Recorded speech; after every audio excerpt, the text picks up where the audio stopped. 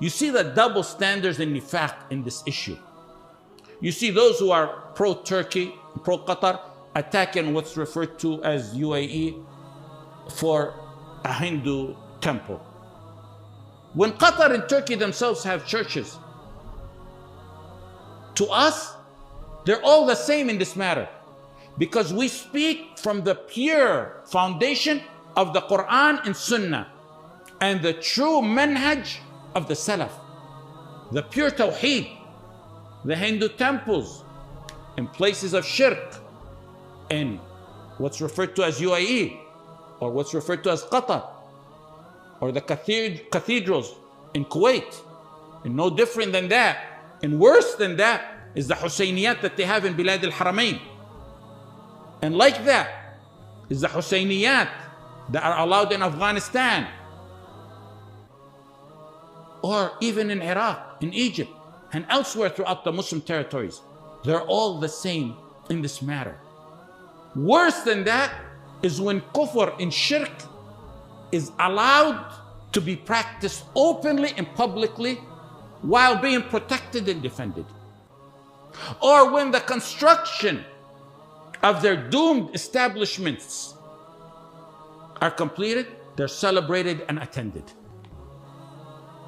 This issue is an example of the many contemporary matters that will tell you who are the pirates of the da'wah of Imam Muhammad bin Abdul Wahhab and who are the genuine pure guardians of the manhaj of the Salaf, the followers of the pure Tawheed and the followers of Muhammad ibn Abdul Wahhab. To those extremists in obedience to their rulers who give precedence to what they do and say over the Quran and Sunnah, building places of shirk is haram. But if their rulers do it, they'll find a justification. Just like interfaith, it's kufr to them.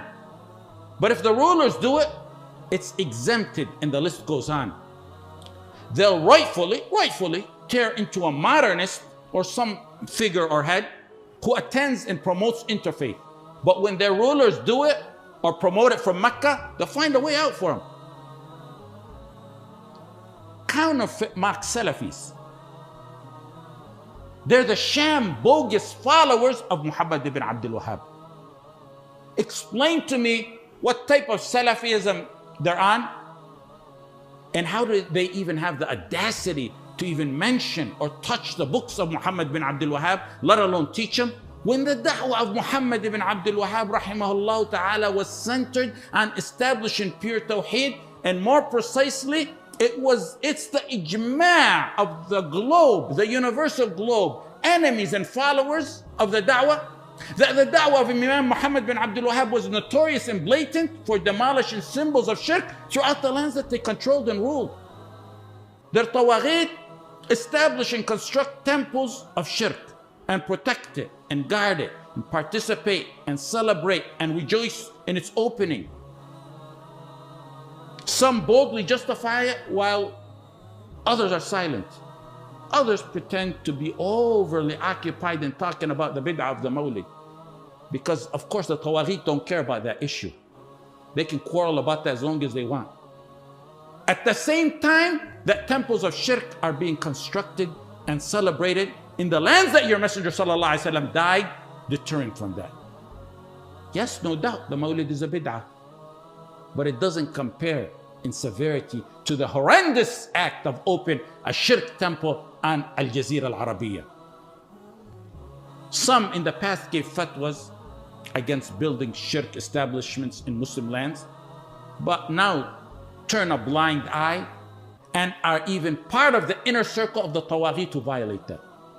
And they have the audacity to accuse others of changing.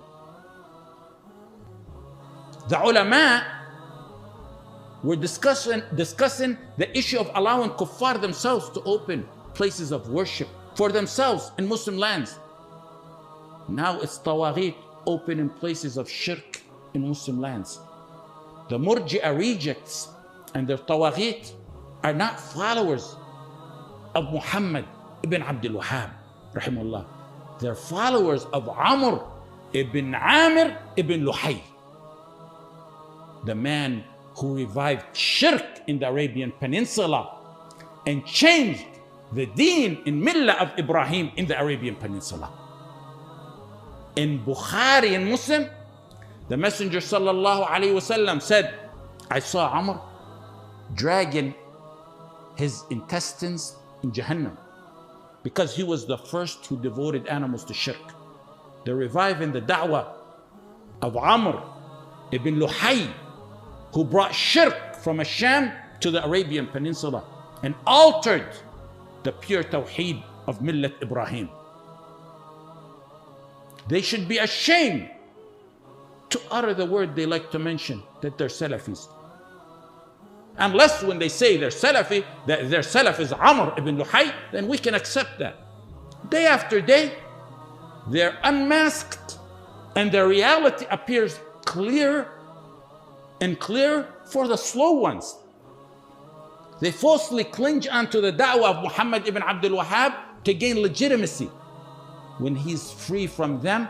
And if he was alive, from what we know of his manhaj and what we learned and what we taught of his books and what we know of his history, he would be cleansed in Al-Jazira Al-Arabiya from some of his own blood and flesh offspring there today. That's not even getting into the issue of the betrayal of the Muslims in this matter.